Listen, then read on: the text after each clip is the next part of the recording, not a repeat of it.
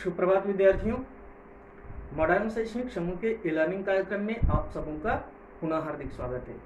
मैं मनीष कुमार, आपका हिंदी शिक्षक, आज फिर से इस वीडियो के द्वारा आप लोगों के समक्ष उपस्थित हुआ हूं। मेरे प्यारे विद्यार्थियों, आज मैं आप लोगों को हिंदी से भाषा से जुड़ा हुआ एक महत्वपूर्ण विषय को बताऊंगा। सबसे पहले तो मैं आज फिर से आप लोगों को एक निवेदन करना चाहता हूं कि अभी जो हमारे सामने वर्तमान परिस्थिति है उसके अनुसार हमें अपने आप को ढालना है। ये जो संकट है जितना जल्दी समाप्त हो जाए ताकि हम सभी लोग फिर से एक दूसरे से मिल सके, बातें कर सके, एक दूसरे की सुख दुख की बातें आपस में शेयर कर सकें। लेकिन पिछले कुछ दिन जो न्यूज़ चैनलों के द्वारा इससे बचाव के जो उपाय बताए जा रहे हैं, इस महामारी के से हम कैसे बच सकते हैं, तो आप सभी जरूर उसका पालन करें।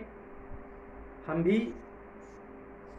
पालन कर रहे हैं, आप सभी पालन करें, अपने आसपास वाले को समझाएं, बताएं, ताकि सब लोग इससे बच के रह सकें। तो आज हम पंचम वर्ग के विद्यार्थियों को हिंदी व्याकरण से जुड़ा हुआ एक विषय है शब्द। छोटा सा नाम है शब्द, इसको समझेंगे। बड़ा ही रोचक विषय है ये। इसको अगर अच्छे से पढ़ेंगे इस पाठ को, तो हम इससे बहुत कुछ सीख सकते हैं। हिंदी भाषा में सबसे पहले आप लोगों ने यानी हिंदी व्याकरण में जो पढ़े, भाषा को पढ़े, लिपि को पढ़े, व्याकरण को पढ़े, फिर वर्ण को समझे, यानी शब्द का क्रम है। वर्ण को समझे, अब हम शब्द को समझेंगे। वर्ण के बारे में पढ़ाई की तो पता चला है कि भाषा की सबसे छोटी इकाई को वर्ण कहते हैं। लेकिन हमारे दिमाग में बहुत सारे प्रश्न आते रहते हैं कि अगर हम वर्णों को एक जगह जमा कर दें तो उनका क्या आकार बनेगा, कैसा रूप बनेगा। केवल वर्ण को ही पढ़ने से तो हमें कुछ लाभ मिलने वाला है नहीं। तो वर्णों को अगर हम एक जगह जमा कर देते हैं तो उसका कैसा रूप बनेगा। सही से सजाएं, उल्टा सजा देते हैं तो क्या उसका रूप बनेगा। तो इन सारी चीजों को समझने के लिए आपको शब्द विचार को अच्छी तरह से पढ़ना पड़ेगा। जैसे है कलम, तो इसमें 3 वर्ण हमें सामने से देखने के बाद पता चलते हैं, क, ल, म। ये तीनों वर्ण जब एक जगह जमा हो जाते हैं तो कलम शब्द का निर्माण करते हैं। अगर हम माँ को पहले कर दें, ला को बीच में कर दें या का को अंतिम में कर देते हैं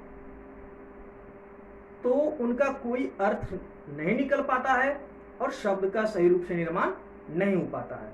यानी कहने का मतलब हुआ वर्णों का ऐसा क्रमबद्ध समूह, वर्णों का ऐसा क्रमबद्ध समूह जिसका कोई अर्थ निकले, तभी वो शब्द बन सकता है। वर्णों का ऐसा क्रमबद्ध समूह होना चाहिए, क्रम से सजा हुआ होना चाहिए, तभी वह शब्द का निर्माण हो सकता है। तो शब्द की परिभाषा क्या बनेगी।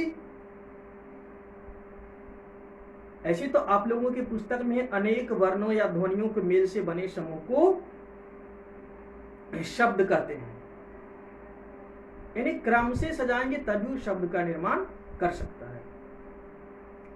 अब है कि शब्द के क्या कुछ भेद भी होते हैं या उनको कैसे बांटा गया है, केवल शब्द कह देने से पता नहीं चलेगा। तो कहता है कि शब्द को 4 आधारों पर अलग अलग किया गया है। यानी हमारे आसपास पढ़ने लिखने कहने को जो बहुत सारे शब्द हैं उसको 4 आधारों पर बांटा गया है। सबसे पहला है अर्थ के आधार पर, दूसरा है रचना या बनावट के आधार पर, तीसरा है उत्पत्ति के प्रयोग के आधार पर और चौथा है उत्पत्ति के आधार पर। पहला अर्थ के आधार पर, दूसरा रचना या बनावट के आधार पर, तीसरा प्रयोग के आधार पर और चौथा उत्पत्ति के आधार पर। अब इन सारे शब्दों के भी भेद होते हैं। अर्थ का मतलब हुआ कि कोई भी शब्द को अगर हम बोलते हैं उसका मतलब क्या होता है, बोलने का मायने क्या होता है। तो अर्थ को 2 भागों में बांटा गया, एक सार्थक और एक निरर्थक। सार्थक का मतलब हुआ जिसका सही अर्थ निकलता है और निरर्थक शब्द का मतलब होता है जिसका सही अर्थ नहीं निकलता है। फिर हुआ रचना या बनावट, यानी शब्द को कैसे बनाते हैं। सार्थक निरर्थक तो हमें पता चल गया। तो कहता है रचना के आधार पर शब्द के 3 भेद हैं, रूढ़, यौगिक और योग रूढ़। अभी आप लोगों को केवल शब्द के जो 4 आधार हैं उसके भेदों के नाम को ही पढ़ने को दिया गया पुस्तक में। तो बनावट के आधार पर शब्द के 3 भेद होते हैं, रूढ़, यौगिक और योग रूढ़। तीसरा है प्रयोग के आधार पर, यानी प्रयोग हम इसको कैसे करते हैं। तो प्रयोग के आधार पर शब्द के 2 भेद हैं, विकारी शब्द और अविकारी शब्द। विकारी शब्द यानी संज्ञा, सर्वनाम, विशेषण और क्रिया, ये जो सारे शब्द इसमें जो प्रयोग होते हैं ये सारे विकारी शब्द होते हैं। विकार का मतलब होता है खराबी। और अविकारी शब्द दूसरा होता है अविकारी शब्द, इसके अंदर क्रिया, विशेषण, संबंध बोचक, अव्यय इत्यादि जो आते हैं ये सारे अविकारी शब्द आते हैं। फिर चौथा है उत्पत्ति। उत्पत्ति के आधार पर शब्द को 4 भागों में बांटा गया, तत्सम, तद्भव, देशज और विदेशज। ये तत्सम तद्भव क्या है। तो तत्सम का सीधा अर्थ होता है संस्कृत के शब्द। संस्कृत के सारे शब्द तत्सम शब्द कहलाते हैं। हम तत्सम शब्दों का, बहुत सारे तत्सम शब्दों का यानी संस्कृत के शब्दों का हम लोग बोलचाल में प्रयोग करते हैं, भले ही हमें पता ना हो।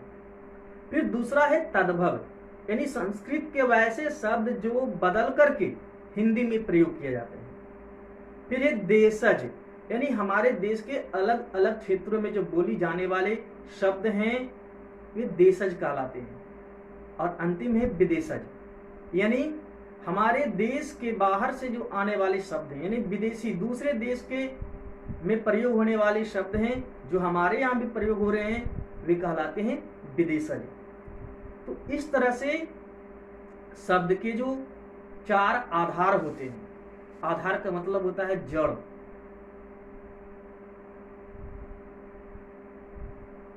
अर्थ के आधार, रचना के आधार, प्रयोग के आधार और उत्पत्ति के आधार। तो अभी आप लोगों को शब्द के बारे में इतना ही पढ़ने को था। तो सभी विद्यार्थी इस वीडियो को जरूर देखें, फिर शब्द और उनको कैसे बनाने का जो क्रम है उसको सीखेंगे। फिर अगर कोई शब्द है उसको अलग अलग करने का प्रयास करेंगे। एक और रोचक जानकारी है, बहुत कुछ वैसे शब्द होते हैं जो कि केवल एक वर्ण के बने होते हैं, एक अक्षर से भी शब्द का निर्माण होता है। एक अक्षर से भी शब्द का निर्माण होता है। 2 अक्षर से तो सब समझ जाएंगे, लेकिन एक अक्षर वाले क्या है, 2, 3, 4, 5 से तो सब बना लेते हैं, लेकिन एक अक्षर वाले शब्द क्या है। तो ना, केवल ना का मतलब हो जाता है नहीं। और फिर है वाह, वाह का मतलब हो जाता है और या अथवा। तो ऐसे बहुत सारे हिंदी भाषा में कुछ जो वर्ण हैं वो एक वर्ण से ही एक अलग अर्थ का निर्माण कर देते हैं। तो सभी विद्यार्थी इस वीडियो को जरूर देखें और शब्द और उसके भेदों को अच्छी तरह से समझने का प्रयास करें। फिर निर्देशानुसार जैसा आप लोगों को लिख करके भेजा जाएगा ग्रुप में, वैसी तरह से अपनी स्वच्छ पुस्तिका में शब्द और उनके जो कौन से आधार हैं, फिर सार्थक और निरर्थक शब्दों की जो परिभाषा है उसको अपनी फेयर कॉपी में अच्छी तरह से लिख लेंगे और उसको अच्छी तरह से याद कर लेंगे। अगले वीडियो में आप लोगों से पुनः भेंट होगी। तब तक के लिए जय हिंद, जय भारत। आप सभी विद्यार्थी इस महामारी से बच के रहें, आपके परिवार वाले बच के रहें, यही मेरी परमपिता परमेश्वर से प्रार्थना है। धन्यवाद।